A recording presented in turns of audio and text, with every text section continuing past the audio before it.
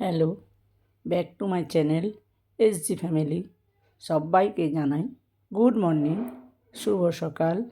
তার সাথে সবাইকে জানাই অনেক অনেক শুভেচ্ছা, অনেক অনেক অভিনন্দন। তো বন্ধুরা, সবাই কেমন আছো? আশা করি ভালোই আছো। তো আমিও ভালো আছি।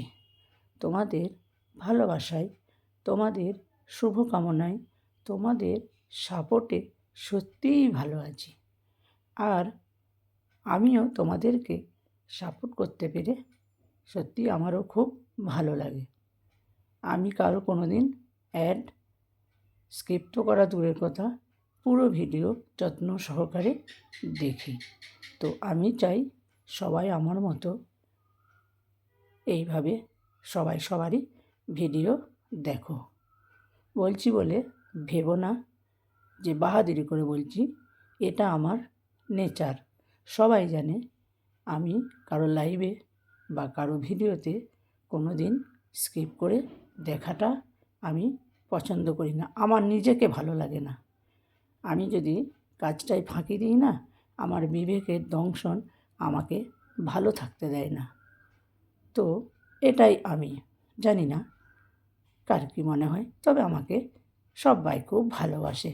কেন জানি না, সত্যি এই ভালোবাসাটা আমি অর্জন করতে পেরেছি তোমাদেরকে ভালোবেসে বা তোমাদেরকে আপন ভেবে। তো বন্ধুরা, আজকের গল্প দেখো, আশা করি ভালো লাগবে। একটু ভিন্ন স্বাদের, যদিও দুঃখমাখা জড়ানো আছে, তবুও ভালো লাগবে। তো চলো। অনেকদিন পর বাড়িতে আজ বেশ রাজা রাজা লাগছে নিজেকে বিমলের। বউ মাসির নাতনির অন্নপ্রাশনে গেছে, ফিরবে পাক্কা 7 দিন পর। বিমলকেও ট্যাকে করে নিয়ে যাবেই ভেবেছিল, কিন্তু ও কাটিয়ে দিয়েছে কোনো মতে। ওই কিছু 9 মাসে 6 মাসে দেখা হওয়া, আত্মীয়দের সামনে দাঁড়িয়ে লোক দেখানি হাসি হাসার জন্য ওই উত্তরবঙ্গ ঠেঙাবে, পাগল নাকি? আজকাল বিমলের বাড়ি ফিরতেই ভালো লাগে না। ধুর, ওই একঘেয়ে জীবন, রোজ অফিস ছোটো, ফিরে এসে ছেলেকে পড়তে বসাও। ছেলেটাও দেখতে দেখতে ক্লাস 7 হয়ে গেল। চুলে পাক ধরেছে বিমলেরও। সত্যি দিন দিন বয়স কত বেড়ে যাচ্ছে, কিন্তু মন যে মানে না। শপিং মলের ছোট স্কার্ট পরা কচি মেয়েগুলোকে দেখলে তো এখনো রক্ত ছলাৎ করে গরম হয়ে যায় ওর। আর এদিকে অলিটাও তেমন হয়েছে, দিন দিন কেমন যেন কুল বালিশের মতো মোটা হয়ে যাচ্ছে। সবসময় কথা বলতে গেলেই কেমন যেন একই কথা বারবার বলতে থাকে। নয় নুন তেলের হিসাব, নয় কাজের লোকের সম্বন্ধে গুচ্ছের অভাব অভিযোগ। ধুর, ভালো লাগে না। আজকাল বাড়িতে ফিরতেই ভালো লাগে না ও। অলির সাথে বেশি কথা বলতেও ভালো লাগে না। ডিভানের উপর শরীরটা এলিয়ে দিল বিমল। মিউজিক সিস্টেমে একটা পছন্দ মতো ইংরেজি রক ব্যান্ডের গান চালালো এবারও। উফ, এমনিতে তো এসব গান চালালেই রে রে করে ছুটে আসে অলি। আবার গাক গাক করে চালিয়েছ সব হাবিজাবি গান। ইংরেজি গান দু চোখের বিষ অলির। চোখটা হালকা বুঝে এলো বিমলের। ঠিক তখনই এক ধাক্কায় চটকে গেল তন্দ্রাটা। বাবা, বাবা, বাবা! রোহনের ধাক্কাতে ছিঁড়ে গেল ঘুম। সামনে দাঁড়িয়ে কাঁপছে ওর ছেলেটা। কি হয়েছে রোহন? বাবা, সর্বনাশ হয়ে গেছে। খবরে দেখাচ্ছে মা যে ট্রেনে করে উত্তরবঙ্গ যাচ্ছিল, সেই ট্রেনটা বিরাট বড় অ্যাক্সিডেন্ট করেছে।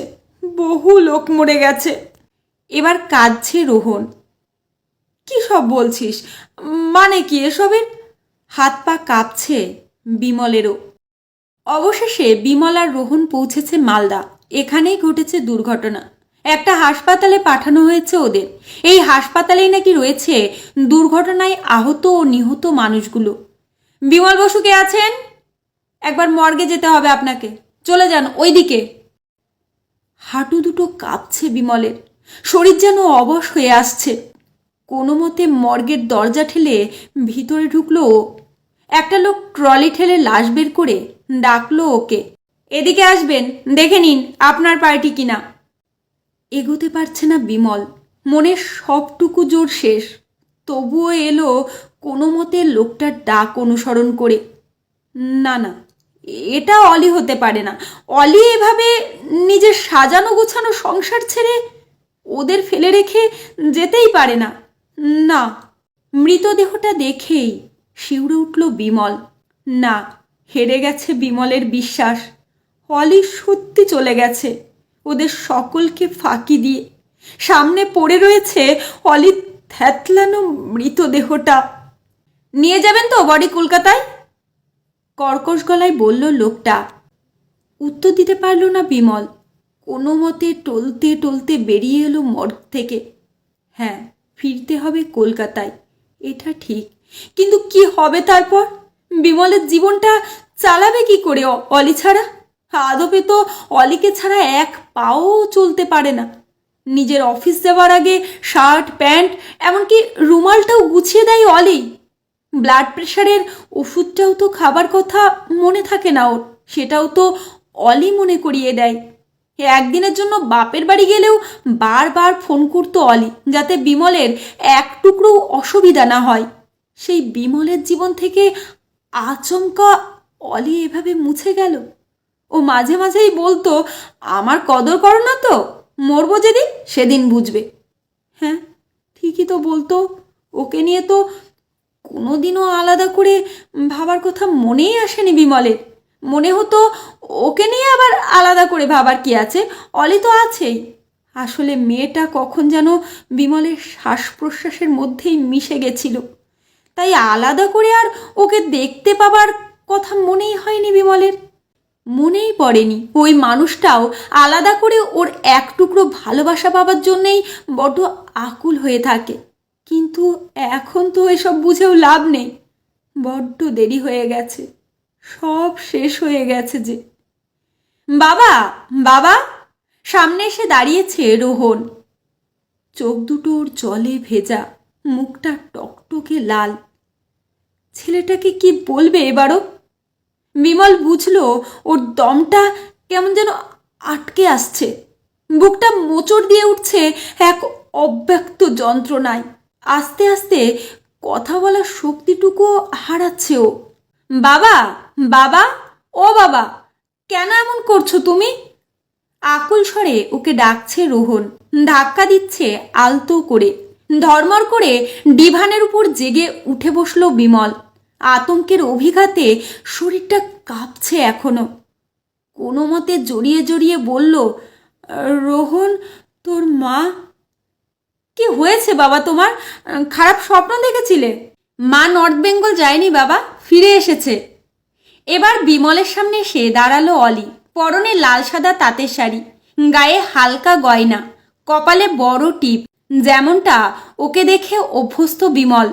আঁচল দিয়ে কপালটা মুছে ও বলল, আশীর্বাদী উপহারটা নলি বৌদির হাতে দিয়ে এলাম। আমি ফোনে কথা বলে নিলাম ওদের সাথে। কিছুতেই তো গেলে না তোমরা, আমি আজ যাব কি করে? তবে কোনো শান্তি আছে আমার? মরেও দেখছি শান্তি পাবো না। ছেলের উপস্থিতি উপেক্ষা করেই এবার আচমকা বউকে শক্ত করে বুকের সাথে জড়িয়ে ধরল বিমল। প্রায় এক যুগ পর। একদম মরার কথা আর কোনোদিনও বলবে না, বুঝেছো? তুমি আমার কাছেই থাকবে এইভাবে সারা জীবন, বলে উঠল বিমল। হা মরণ, ভীমরতি হলো নাকি তোমার? ছাড়ো বলছি, ছেলে দেখছে যে। ভীষণ অপ্রস্তুত হয়ে গেছে অলি। যে দেখে দেখুক, আমি ছাড়বো না তোমায় আজ। তোমায় ভালোবাসি অলি, বড্ড ভালোবাসি। হয়তো বলা হয়নি অনেক দিন, খুব ছোট্ট এই কথাটা তোমায় আলাদা করে, কিন্তু আজ যে বারবার বলতে ইচ্ছে করছে। উফ, যত সব পাগলামি, বলে এবার নিজেকে ছাড়িয়ে নিল অলি। কিন্তু বিমল দেখতে পেয়েছে ওর দুগালে লজ্জায় লাল আভার ছড়াছড়ি। বহু দিনের পরে, অনেক কাল ধরে এই স্পর্শটুকুর অপেক্ষাতেই ছিল বোধহয়। তাই আজ আচমকায় যেন অলি হয়ে উঠেছে লজ্জায় লাল টুকটুকে সুন্দরী, ঠিক লাজেরাঙা এক নতুন কোণের মতোই। আজ ভ্যালেন্টাইন ডে। যারা নতুন করে কোনো সম্পর্কে বাধা পড়তে চাইছে, তাদের যেমন মনের কথা বলার দিন, তেমনি ঘরের মানুষটাকে বা নিত্যদিনের সাথীকেও আজ নতুন করে জানানো যেতেই পারে যে সে কতটা ইম্পর্ট্যান্ট আপনার জীবনে, কতটা ভালোবাসেন তাকে আপনি।